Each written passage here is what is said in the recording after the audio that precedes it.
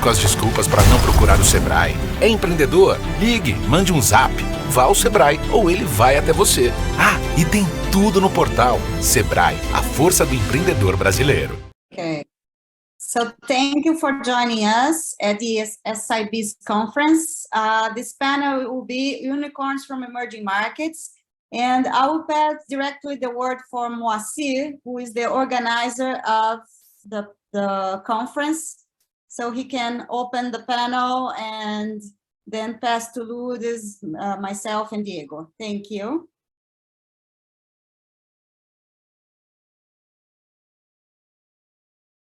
Moacir, the floor is yours.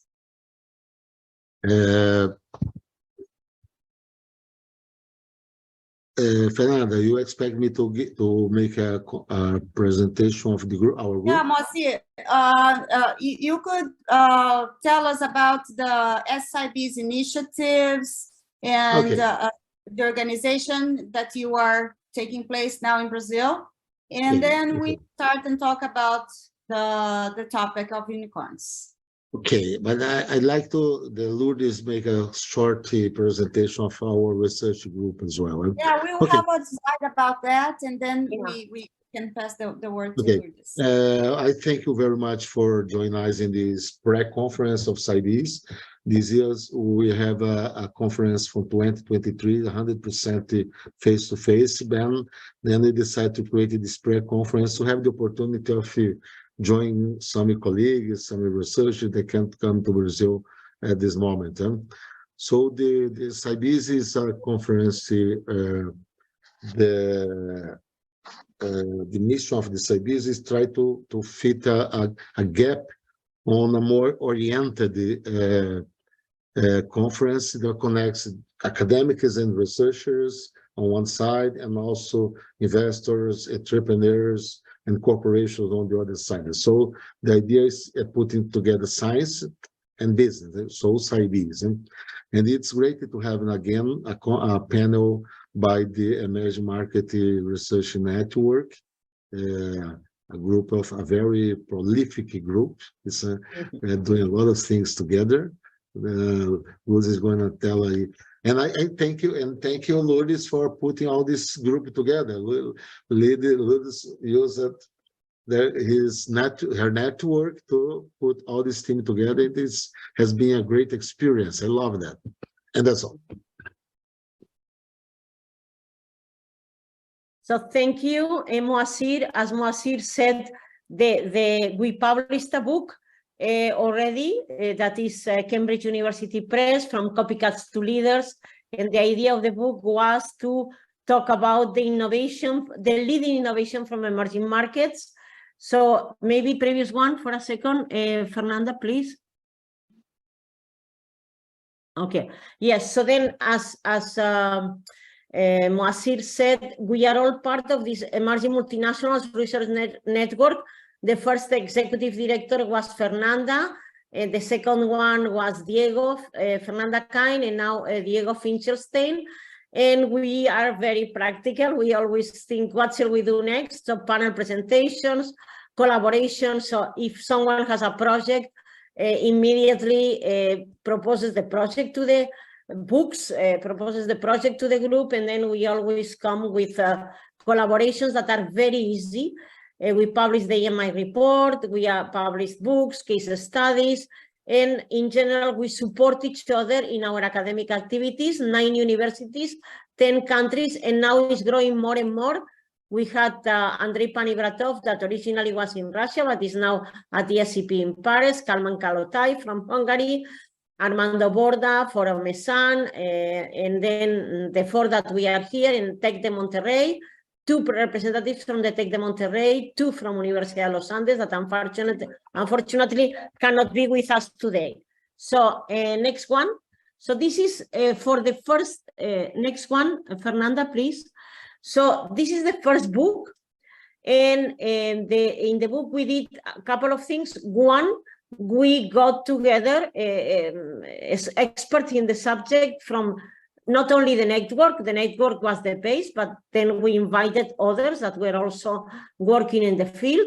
And first thing was to organize the book in a way that we wanted to cover, number one, the framework that we believe that works in emerging markets, the importance of governments, the importance of society as a generator of innovative ideas, besides industry, and also how national innovation systems or national systems of innovation were working. It was they are ecosystems, but sometimes much more than that, because they are all over the country, and how they interact to produce different types of innovation. And we mentioned here products and processes that we already know, but also business models, organizational, frugal, that we have heard so much about it, and also social.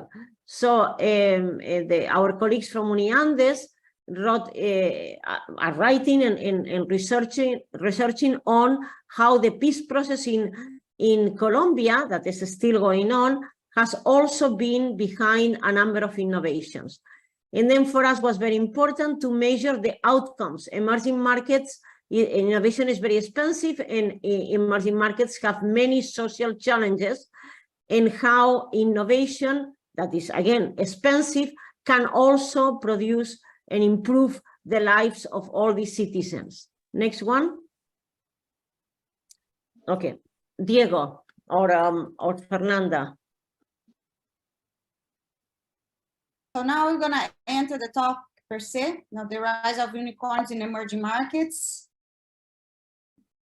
And Lourdes, would you like to say this slide too? Was there any, but I can say, or you? Yeah, please go ahead, Fernanda. Okay, in the book, as Lourdes was explaining, we had a few questions in mind to cover the topic of innovation in emerging markets. What was driving innovation in emerging markets, the types of innovation, and the outcomes. And then we realized that there were a few companies on high-tech technology and digital technology in some of the countries that we are covering in Latin America, in Africa, in the Balkans, and in Asia. And here are a few cases that we covered in the book. Nubank from Brazil, Mercado Libre in Argentina, M-Pesa from Kenya, Jumia from Nigeria, Flipkart from India, Tencent and Alibaba in China. So these were cases that we cover in the book, and that shows how these companies are growing in countries other than developed countries. And then we have Anne Miroux that just joined. Hello, Anne.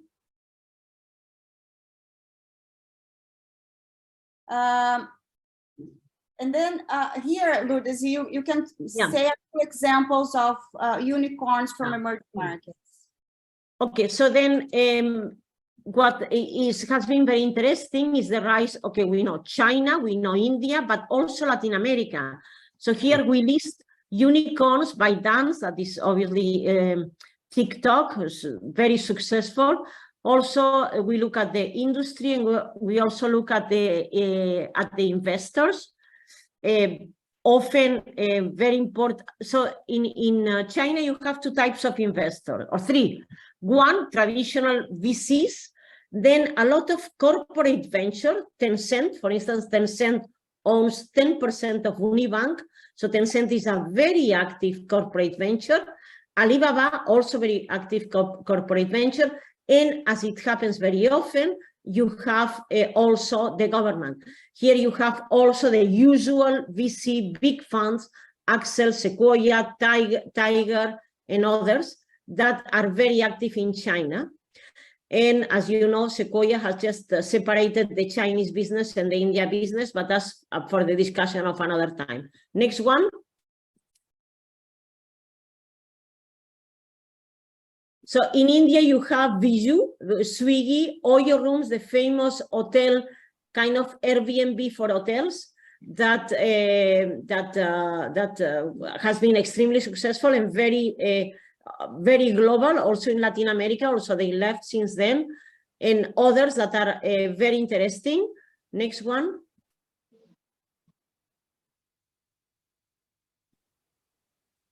And then here we added other very valuable unicorns in other emerging markets. You have in Indonesia, J&T, Kavak, the famous to sell second-hand cars in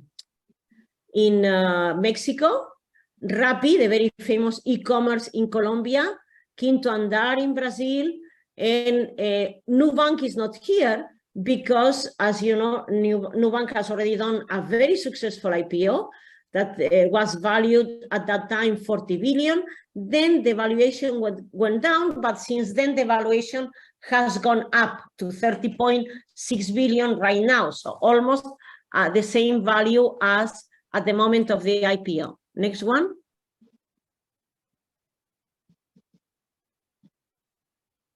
So maybe now you can talk either Fernanda or Diego for the next one. So now we're gonna talk about the new project of the emerging market, the Emerging Multinational Research Network, and I'll pass the word to Diego. Okay, thanks Fernanda, thanks Lourdes. Okay, so thank you very much.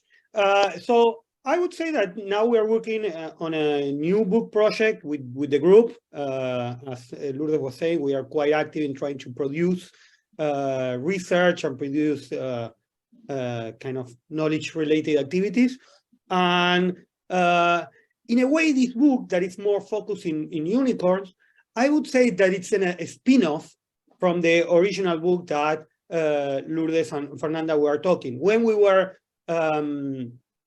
we started to analyze, you know, there were some chapters on the books kind of related to innovation and innovation in emerging markets. We mainly concentrated in some companies that had all the characteristics of unicorns. So we say, we might as well dig deeper on this phenomenon of the emergence of unicorns in emerging markets. So, and that's the main reason and the goal, the problematic and the goal of the book, in which most of the people from the network is contributing, but we also have other contributors outside of the network.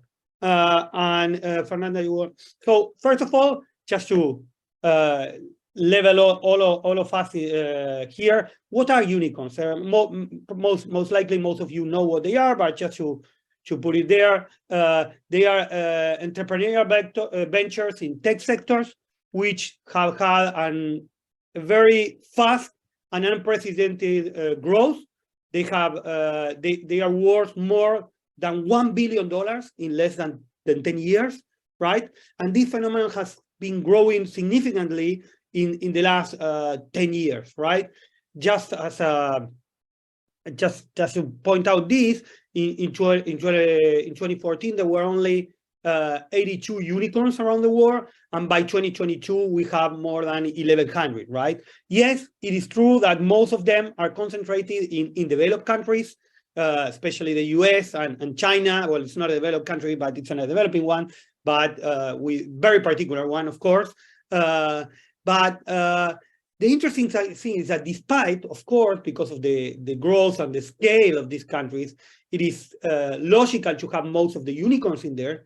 Despite that, we have seen very interesting cases of unicorns emerging from these non-traditional countries. By non-traditional countries, I mean emerging markets with less development, less technological advancement, more challenges in terms of capital availability. But despite all these challenges, we have seen the growth of these sort of firms, right? Fernanda, and that's why we, perhaps that's the first, the next one is, why should we care? Well, we should care because it's happening, right? I mean, we have seen from a phenomenological perspective, we have seen the growth of these unicorns from, I don't know, Lourdes was mentioning Nubank, in Brazil, or Kavak in Mexico, or Mercado Libre in Argentina. We have seen all these very relevant themes appear in the global scene. But there are other reasons of why should we care. First of all, because they are, by definition, because these are tech companies, tech-related companies, they are focused in high added value sectors, and this is quite a challenge for emerging markets, right? We have always been trying to develop like maybe either like leave behind or at least complement our expertise on commodities with something with higher added value. And of course, technology, it has higher added value. So, I mean, it might be interesting because it could help us, you know, to lead the way to a greater development and higher added value by firm, you know, in our countries. Additionally, because of the fact that these companies have been growing so fast, it is also interesting for the development area, right? I mean, we have always been trying to catch up to developed countries. And now we have these unique firms that are growing so fast, and they are doing way more than catching up, right? They are becoming global leaders. So maybe we should pay attention to these firms, and these firms could be pioneers for the next generations of firms that could also contribute to emerging markets development, right? It is also interesting because in many cases, the appearance of the firms is related to providing solutions in areas with institutional weaknesses, or that there are some social or economic gaps, right? And perhaps the best example of this could be fintech companies, right? Fintech companies in emerging markets as a whole have been growing significantly, and they are not the same than the ones that you have in developed countries, and they tackle different sort of problems, and they have a great level of adaptation to the particularities of these countries, right? These countries are more characterized by larger informality, fewer access to credit, many people that have traditionally been excluded from the financial sector.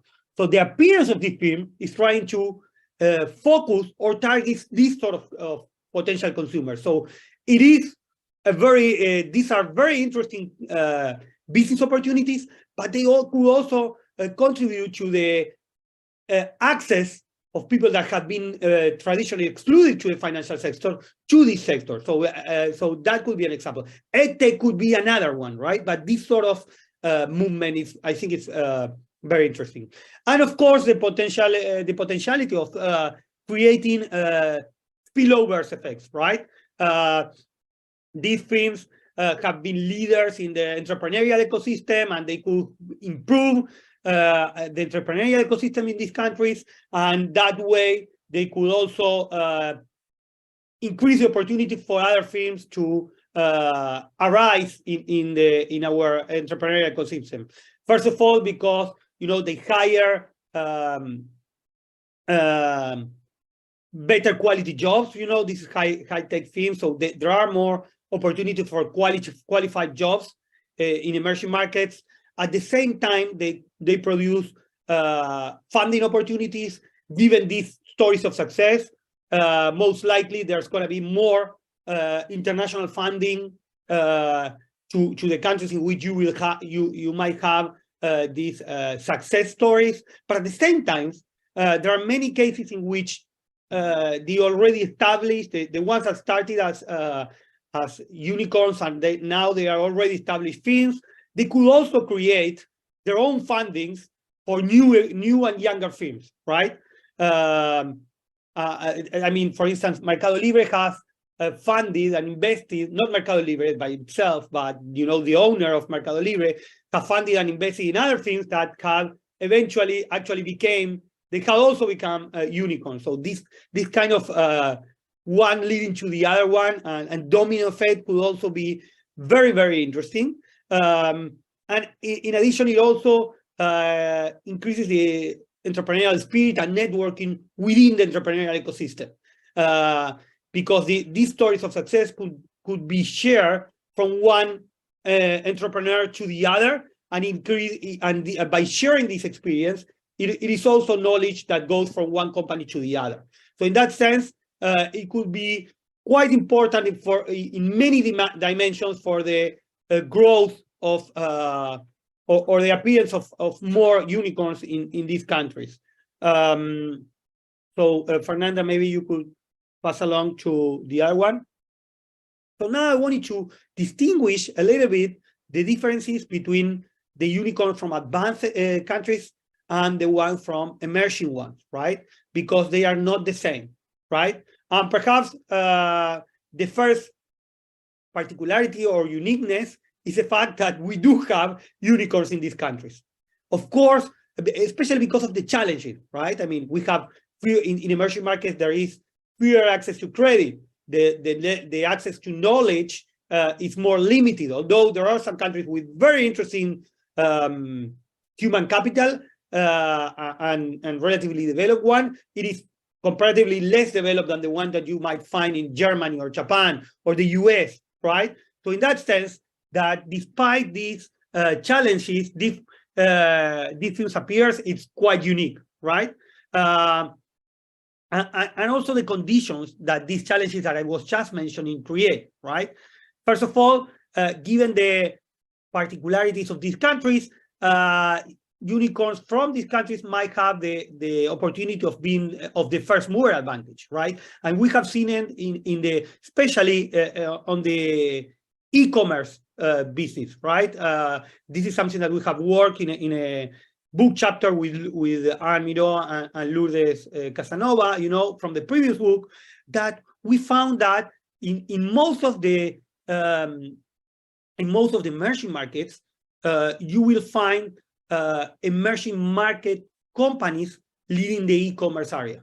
And this is probably because they had this first mover advantage, right? I mean, given the institutional differences, you know, that with respect to advanced countries, I would say that the leaders like Amazon or other e-commerce companies, they didn't directly automatically invest in these countries, and this led the opportunity for local companies to appear. And in Latin America, that the most emblematic case is Mercado Libre, which got the first mover advantage, right? But it wasn't just first mover advantage, it's also adapting to the particularities of these countries, right? And also innovating given the environment that we have, right? That's kind of related to maybe to the concept of tropicalized innovation, or there are others that could also be applied to this. But the idea is like, for instance, when Mercado Libre developed its payment system, something that Amazon, for instance, in developed countries didn't have because they didn't have the need, well, Mercado Libre developed Mercado Pago, and it was quite successful. It was unique, right? They created their own method. They didn't just copycat the models existing in advanced countries, mainly because these models that exist in advanced countries couldn't be replicated in our countries. Some things needed to be adapted. And it worked quite well, and it worked even beyond, you know, even beyond their own platform, their own system, right? And nowadays, for instance, in Latin America, in most countries, the main way of payment is Mercado Pago, right? Way beyond the Mercado Libre environment or platform. So Fernanda, if you want to pass along. So, well, I mean, here are the unicorns, the main unicorns in 2022, the ones from emerging markets. Of course, China is leading. China is huge. China needs their own kind of special analysis. And it's even more, China by itself, it's even more than the rest of China, sorry, the rest of Asia.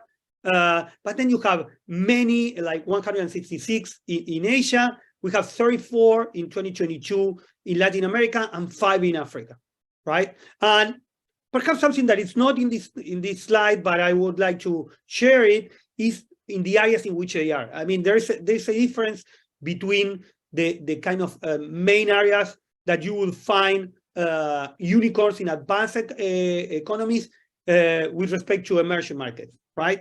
In emerging markets, the main areas in which you find unicorns are e-commerce and fintech and supply chain. These are between the top 5 of activities in which you will find unicorns in emerging markets. It's relatively different than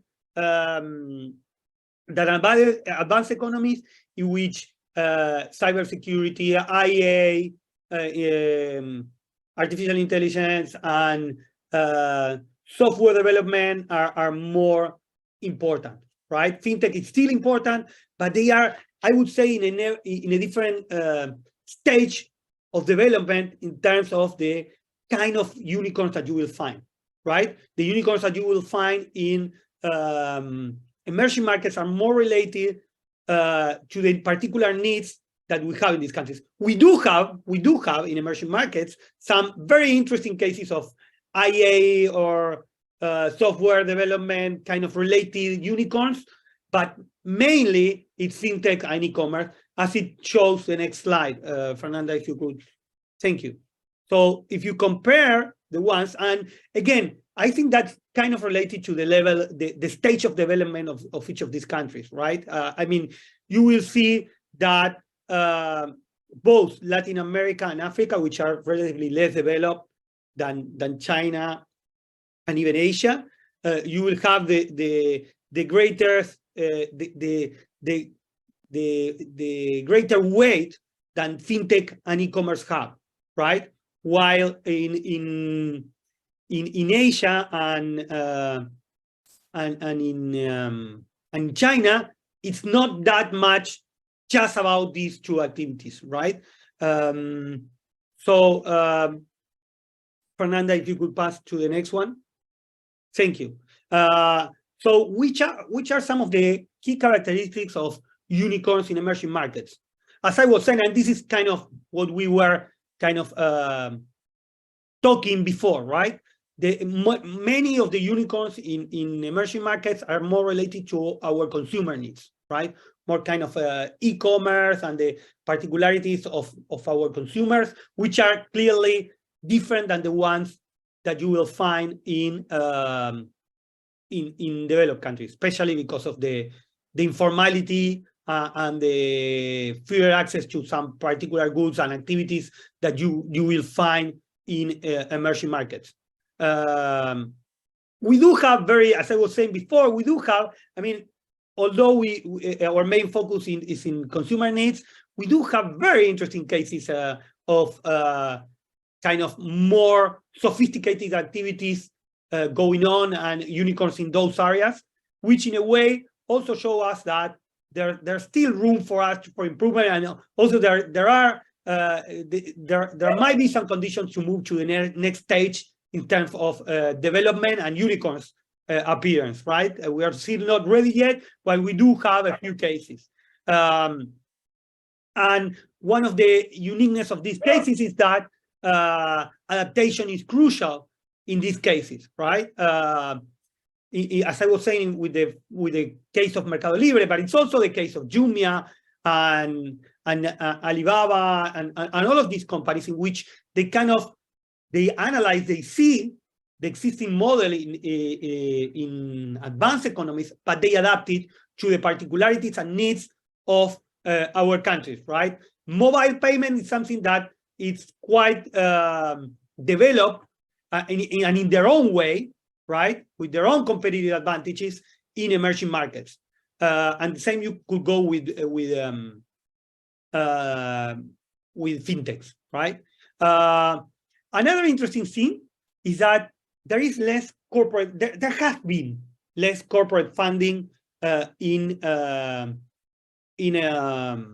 emerging markets, even less in Latin America than what you will find in Asia, for instance, in Asia. And this is something that probably Lourdes will cover in a bit. But I mean, given that these countries are more unstable and they are less reliable overall, there is less corporate funding, and the state has, in many countries, play a role with particular programs for the development of these unicorns or aid of these unicorns, or providing some knowledge for the development of them. Another interesting thing is the international expansion of these things, which mainly they have had a regional focus, right? Most of the unicorns from, for instance, Latin America, they are mainly concentrated in Latin America. They have not gone that much beyond the region, right? In Asia, well, it depends. China might be different, but in Asia, there is some kind of this movement, and there are a few cases of born global. By born global, I mean companies that we do have, right? But there are not the majority of them in which you have these companies that from their inception, they are created to go abroad and to go beyond their countries and beyond the region, right? To become global players, right?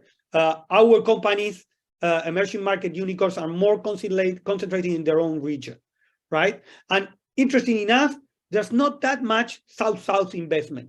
And by South-South investment, there was, I think, like not that much now, but maybe 10 years ago, there was all this idea in which we could get advantage of the same kind of level of development that you will have in Africa and Asia and Latin America, and do this kind of South-South investment. Instead of going South-North, like going from Brazil to the US, maybe, you could go from Brazil to Angola, just to make up one country, right? This kind of, okay, we are in I mean, Brazil has more to contribute to Africa, or the other way around, than to the north, in which they are more developed. That was an idea that, at least in terms of what we see, there's not that many unicorns from emerging markets going South-South. And to finish, this is the overall framework that we are thinking for our book. And as you can see, you know, there are three areas in which we kind of focus. That there are mainly the three areas I have just spoken, right? The outcome for emerging markets. Why are unicorns important? This is what I started with, right? Creating opportunities for the further development of these countries.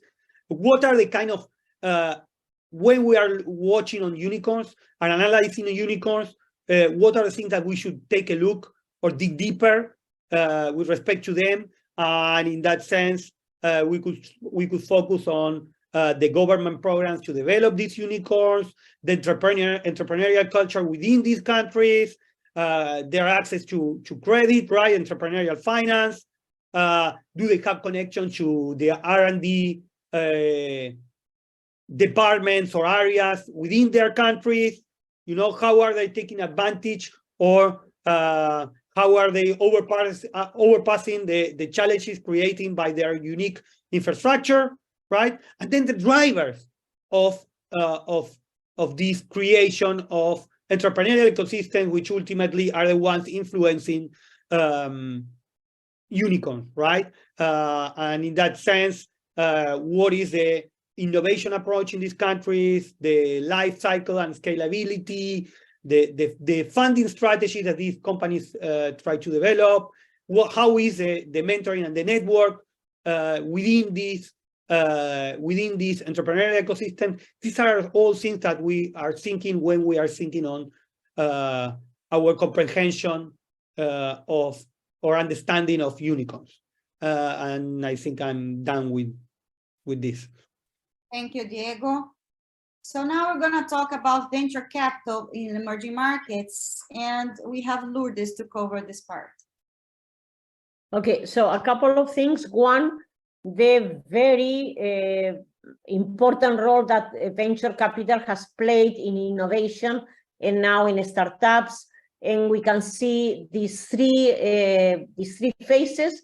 First, after the World War II, how modern VC firms emerged led by ARD, and that was founded by George Dorio, who was a HBS professor and, of course, founder of INSEAD, my former school, and there are statues over there honoring him, and other two founders, and it was a publicly traded company.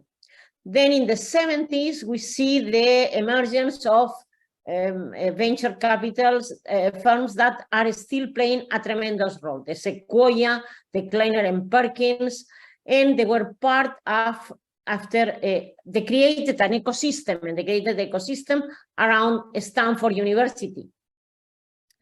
And then what happened as well is that pension funds initially were not allowed to investing in venture capital funds, but then the government started allowing it, and then it was a major change because, of course, pension funds, and mainly in this country, have a tremendous power, tremendous size, and they were allowed to invest in that. And then the 80s and 90s, what was originally a business model mainly from the US was exported to Israel and Europe. And now, after the global financial crisis, we see how they have expanded in Asia, Latin America, and Africa. However, as has been said a couple of times, in emerging markets, innovation, so if we, in developed countries, you see 40-60. So the innovation is mainly led by the private sector into 60-40, and this changes in emerging markets as the other way around. And a similar thing happens in the funding of startups. You have governments, sovereign wealth funds, and then in China, very important, the corporate venture. So they say that government is 40%, corporate venture 40%, so 80% between both, and then the 20% is the rest. Next one, please. So here we see how USA, of course, plays a very important role, then the European Union, and then Australasia, Latin America, Middle East, and Israel, and Africa, in the overall context, are still very, very, very small. Next one. So here we can see how things have changed. In 2021 and 2022, well, mainly 2021, where there was an explosion of venture capital in emerging markets. Like all of a sudden, post-COVID, they had discovered how many startups were emerging in emerging markets. And we see that in Latin America, there was a boom year, Middle East and Africa, and emerging Asia. Next one, this has changed in 2022. This has changed a lot in 2022, and there are still things happening, but at a much less scale. So here we see also how the US, from being in the early part of the 2000s, 72% of the venture capital was focusing on Asia, on the US, and we see how US becomes 46.4%. Europe stays a little bit less, but not that much less, 13%. And then you have Asia Pacific, Latin America, almost 2%, Middle East and Africa. Next one. Okay, China and Asia and India, of course, if we look at how they have been, they, as we know, they attract within emerging markets most of the thing outside US and Europe. So here you have China, India, and that is from 27 till 2021, then South Korea, Israel, they call it the startup nation, and then Brazil close to Israel, which is also interesting, Indonesia and Mexico. Next one, please. Okay, so then maybe you go to Fernanda. Yeah. So now we're going to talk about entrepreneurial ecosystems and their role to the unicorns. We have a few initiatives in our network. This is the book from Veneta Andonova, one of our members. This book is from 2018, and she and the partners explored not unicorns, but how entrepreneurial ecosystems have impacts in the development of high-tech companies and digital companies. When we talk about entrepreneurial ecosystems, we are talking about relationships between the availability of capital, so access to capital. When we talk about unicorns, is very important. As Lourdes was pointing, venture capitalists feel attracted to invest in these companies. Sometimes we're talking about countries that are not so stable and have some difficulties in terms of their institutions. And these companies are very successful when we talk about unicorns in different sectors, and they attract venture capitalists and other types of investments. So this part of the entrepreneurial ecosystems becomes attractive. Also, the government has programs and policies that helps and support this type of companies, especially when we are talking about emerging markets. The government has an important role for the development of high-tech companies. Another thing is how the talent pool, for example, works in these countries. Diego pointed out that these companies, unicorns, they attract very skilled people and skilled entrepreneurs and engineers that was, for example, in the fintech sector.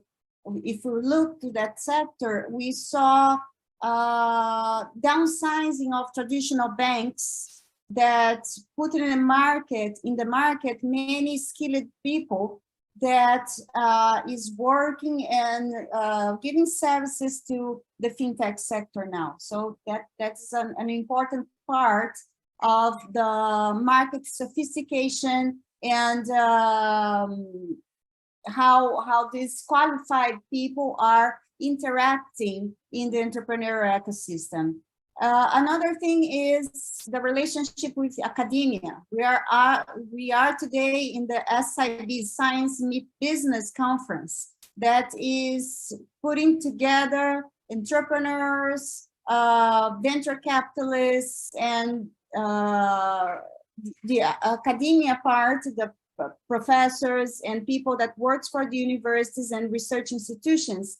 That has part in how these companies can develop innovation and how these companies can put innovative products in the market. All that together develops a culture of entrepreneurship in the country, knowledge and support for the entrepreneurs, and how, for example, we have our students. If we ask in the best universities around the world, and here in the emerging markets is not different, how many of the students want to be entrepreneurs? It's a high percentage. Perhaps around 40% of our students would say they want to be entrepreneurs or open their own business at some point of their careers. So this is something, a new phenomena that we have in the last 10 years that wasn't there 20 years or 30 years ago. So that entrepreneurial culture is also part of the entrepreneurial ecosystem that is very important for the development of innovative companies and in a later phase, unicorns. Of course, I forgot to mention, but that's something very important, is the infrastructure of the country in terms of physical infrastructure that we're talking about, internet access, we're talking about access to incubators and innovation habitats. Here at the SciBiz, we are talking about, for example, the role of the companies and role of the university and all the infrastructure that the university can provide and support for the entrepreneurs involved in innovation. Of course, collaboration and networking is very important also when we talk about the ecosystem. Human capital, already talked about the talent pool that this type of ecosystems put together. And in Veneta's book, what was interesting to see was one of the first outcomes of our network in that front, in the entrepreneurial ecosystems. And the whole argument in the book is about when we have countries like Brazil or Argentina or China, India.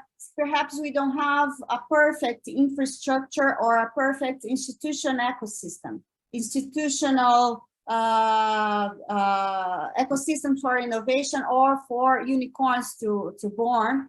And sometimes the government has difficulties to bring together all the support and resources that these entrepreneurs need.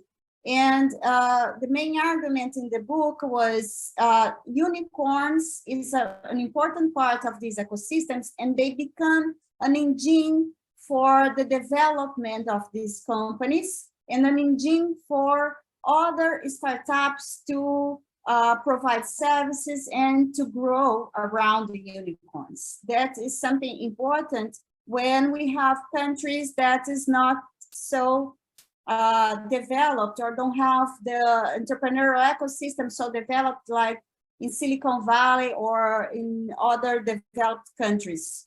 So that was an argument important in this book. And Professor Moacir, myself, and Felipe Borini, we also had this book published in 2019 that we covered the ecosystems in Brazil, startups and innovation ecosystems in emerging markets, and we gave a Brazilian perspective to that. So a unicorn creates that kind of environment that it creates and developed an ecosystem around them. And when we look at the numbers, more than 60% of the value of ecosystems, here we're talking about the Brazilian perspective, but it's also true in other countries, in other emerging markets.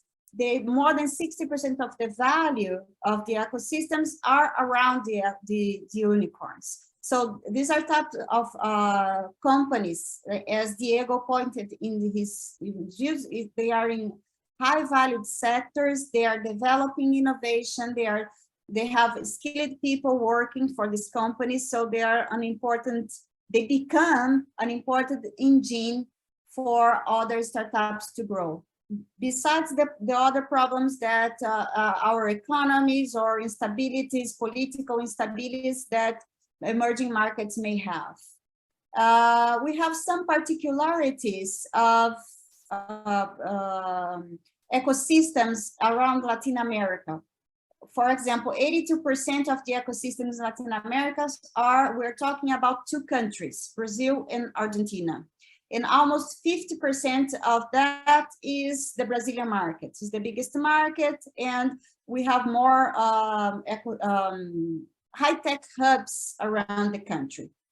But also a particularity different from what point out in the example of Mercado Livre that Diego brought to the table, that is, okay, it's regional, but it's very international. It's a very international company around Latin America, has operations in almost all countries in Latin America.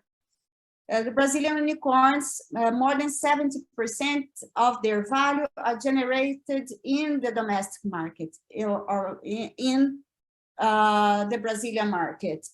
Perhaps that is something that we can point the sectors. Most of Brazilian unicorns are in the fintech sector, and if we look worldwide, the fintech sectors are not very internationalized, because sometimes when they have to go to other countries, they have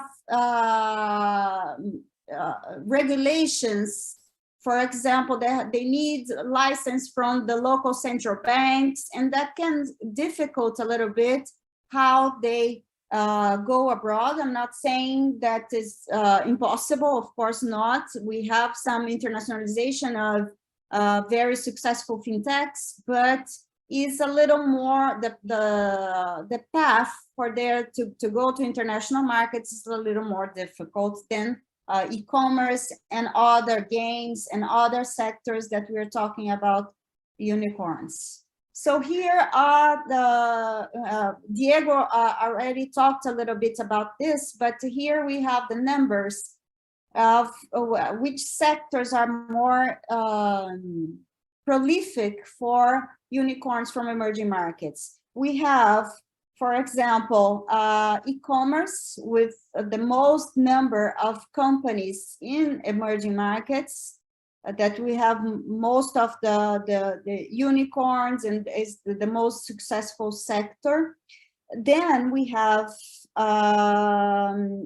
fintechs, as we said, the fintech sector. When we talk about emerging markets, we have difficulties for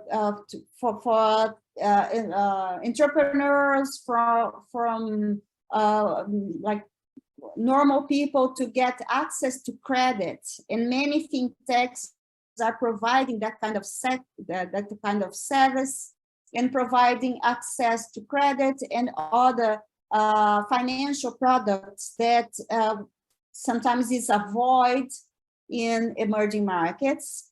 We also have the edtech sector that is very successful. Also, we can also talk about difficulties in the educational sectors and voids that these type of companies have seen an opportunity to bring their business models and platforms to provide services that the traditional education is not providing. Another sector that is really important is related to transportation and automobiles. It's also something interesting that we even have more companies in emerging markets than developed markets. And that is artificial intelligence, cybersecurity is very small. Diego pointed that, but it's a small part of companies in emerging markets are covering. Artificial intelligence we are developing, and some other sectors like health and mobile and other sectors that is we can see emerging markets companies covering that. So I'll bring the word to Lourdes to finish our panel, and then go to the questions. Okay, so a couple of things. One is that already Diego and you both have covered most of it. I wanted to add something else. I think unicorns also serve as motivation for our young colleagues, our young graduates from our best universities. This is a tremendous motivation for them. Then the part that enable leapfrogging, and I wanted to mention, for instance, PIX in Brazil. PIX in Brazil, a little bit like Bizum in Europe, has had a tremendous success developed by the central bank. You could also consider it a fintech, so allows to leapfrog, and because and PIX is an example of very easy, free, small transfers. There is a limit of how much you can transfer of money, but that allows immediately anybody to move money around and free. And then no wonder, so the gaps are in finance, health, and education, so no wonder that the disruptions take place in these very important sectors. And as you have already said, unleash powerful social progress. And then they need support, and they have support, and they need more support of both government, private sector, and society. And that's why from here, we applaud Moazir's initiative with SciBiz, Moazir, his team, USP. This is an excellent initiative, and very successful, because you provide a forum for everybody to speak, to learn from each other, and to collaborate. So thank you very much. And Miroux is with us right now, and then she's ready to answer questions as well. Thank you. Thank you, Lourdes. Thank you for all panelists here. So our network network has a website that everybody can access. There is the QR code here that you can access our content and the events that we participate and the books and all projects that we are joining right now. So we have 15 minutes for questions. We are open to that. We are live on YouTube, and we have the students and the other audience for questions. We have Miroux here, Lourdes, myself, Diego Fichelstein, and Moacir.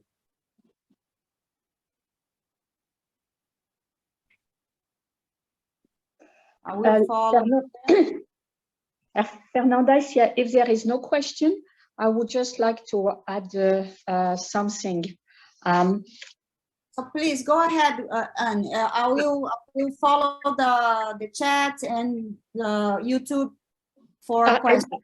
It will be. I think there is something which is taking place and which is quite interesting. First, it was mentioned several times, is that the change in the financing environment overall, what is happening with venture capital, the financial crisis, and so on, that has an impact on the valuation of a number of unicorns. So that, for instance, Biden has lost about 40 to half of its valuation in about 1 year. So that's quite interesting. And the other point I also wanted to highlight is that there is somehow a kind of a difference perhaps between the situation in Latin America and China. China is really an animal in itself, and its unicorns are quite interesting because there has been an evolution over, I would say, the past couple of years. In the case of China, indeed, the leaders have always been in e-commerce with Alibaba or some type of consumer-related activity like Tencent. What is taking place now is that the increased involvement, and that's, I think Lourdes mentioned at one point, the importance of the government. The increased involvement of the government of China is somehow in the financing aspect of the unicorns. A number of unicorns now are backed by government funds. And of course, although all that goes very much in line with the policy of China to be independent in some strategic technology. So the outcome now is that we are beginning to see a shift in the sectoral composition of the unicorns from China. And that would be interesting to see what's happening in other parts of the world, where there is less on e-commerce, the share of e-commerce is less important, and you have AI, for instance, which definitely going first. You have health related unicorns. You have also parts of the automobile sector in batteries and so on. So it's an interesting move which is taking place, largely led, I would say, by the Chinese overall policy and the increasing role of the government in the financing element. I just wanted to add that EMI organizes a startup competition every year. And we had about almost 40 startups that came and participated.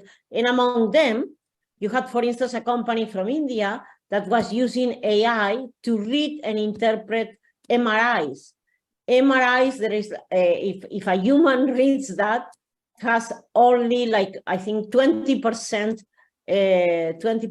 correct interpretation. While with the AI, you reach around 80%. And so we see, as Annie is saying, I just wanted to give an example of how this is becoming different. So using AI that is readily available everywhere, we see this in startups. This one was from an incubator from IIT in Delhi, from one of the Indian Institutes of Technology, as one of the runner-ups in the final competition in November. And definitely, so we see that, and as Annie is saying, we see a change. So thank you. Other questions or other comments? We have a comment, a question from Marcelo Amaral in the YouTube chat.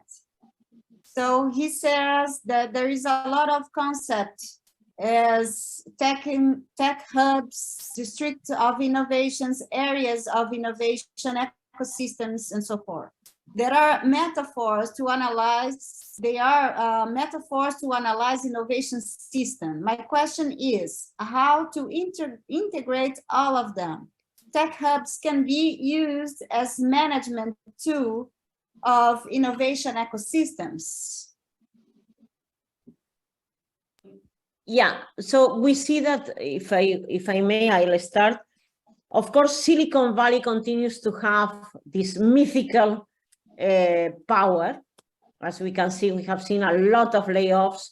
Many tech guys and I mean many tech people are now in the street. So, in spite of that, if we look at outputs in terms of patents, in terms of R&D publications in major scientific journals, you have many others that are very important. For instance, Tokyo, around Tokyo, then the Great Bay Area in China, Shenzhen, Guangzhou in Hong Kong, and also the area around Campinas in Brazil.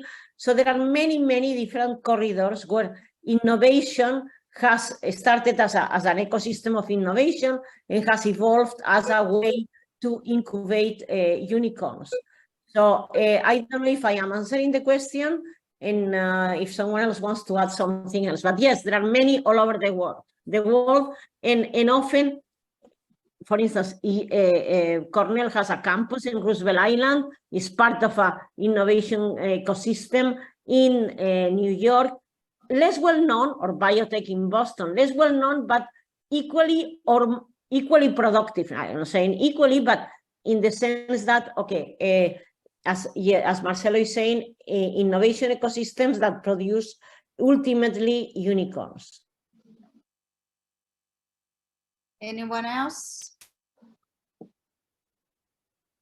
So I think it's important to note that in the new project of the Emerging Multinational Research Network, we're going to have 3 chapters. Diego can correct me if I'm wrong. 3 chapters on innovation hubs. And in there, we're going to discuss how these innovation ecosystems and tech hubs are important to the development and the appearance of unicorns. So it's something that I mean, oh, sorry, Fernanda. Go ahead, please. Sorry. No, I was, connected to what you are saying, Fernanda. Yes, we are trying to also kind of explore or examining the differences between the different emerging market areas. Of course, Asia is different than Latin America, than Eastern Europe. So we try to tackle on that by having experts on each of these regions to tell us, or write chapters about how the connection between the unicorns in these areas and also in Africa, right?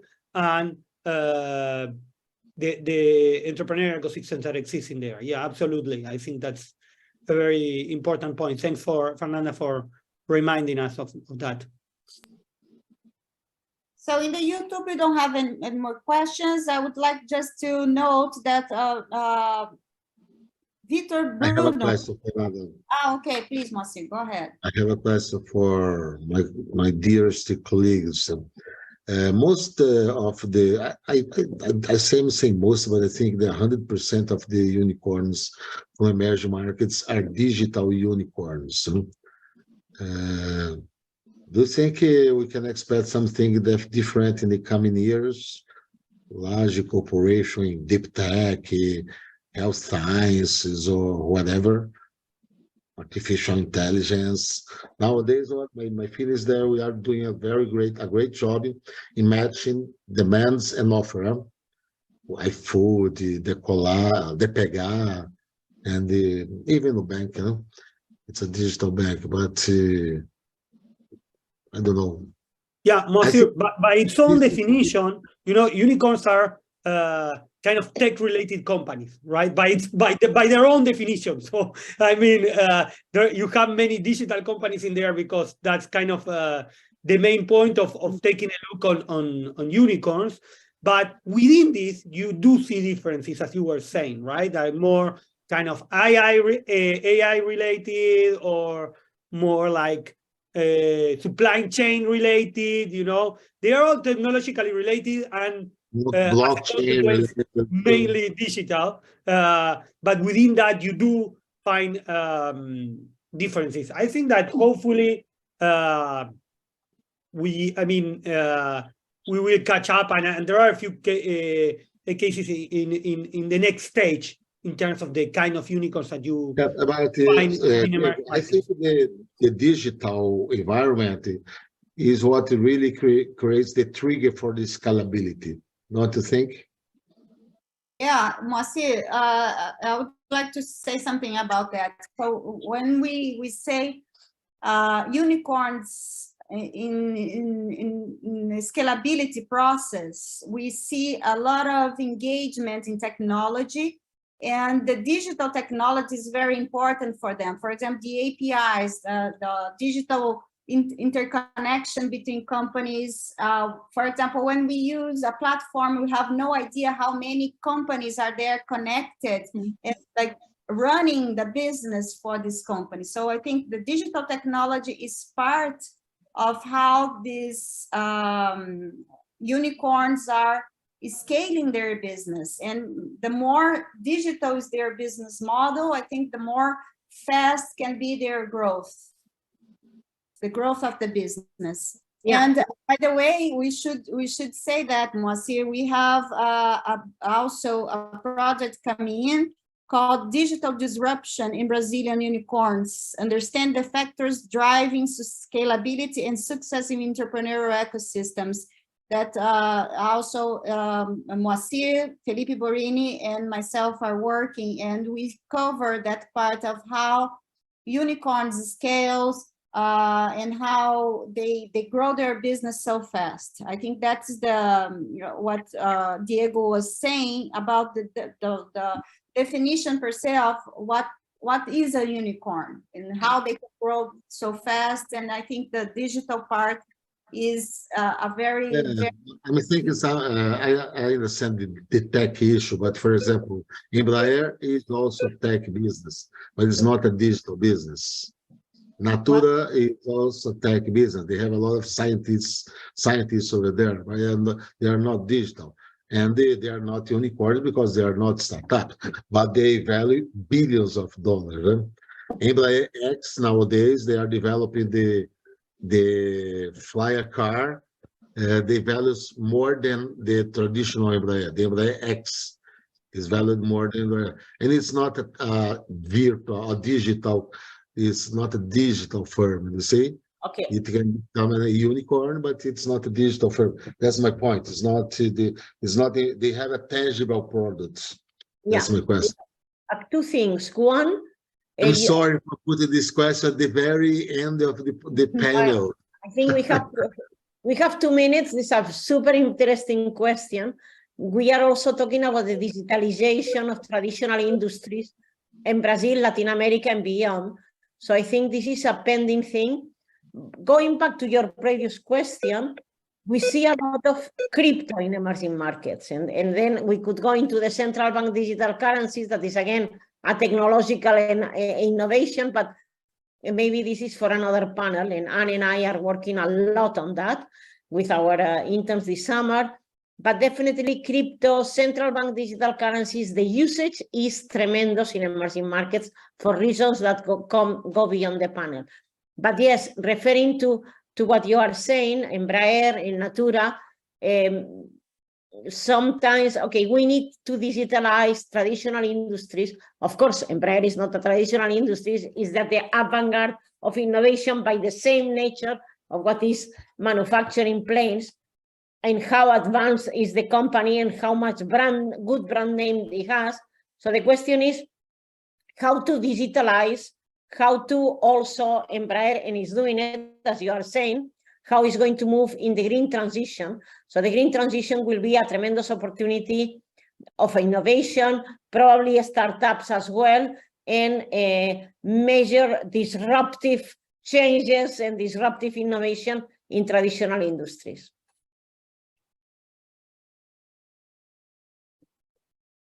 Okay, I think it's time for the leader to close. So it was a Fernanda, pleasure to be part of this panel on unicorns from emerging markets. I thank you, Diego Finkenstein, Moacir Miranda, and Miroux, and Lourdes Casanova for joining us today. And I hope all the audience had enjoyed and got good information from us. Thank you. and the video will be available at the SciBiz USP channel at YouTube. Ser dona da minha empresa me ensinou que por trás de toda grande mulher, existem outras mulheres que ajudaram ela a chegar lá. Foi o suor da minha mãe que pagou meus estudos. E foi só com o apoio da minha irmã que eu consegui cuidar do meu negócio e dos meus filhos ao mesmo tempo. Já cresci, já caí, já reinventei meu negócio, mas nunca fiz nada sozinha.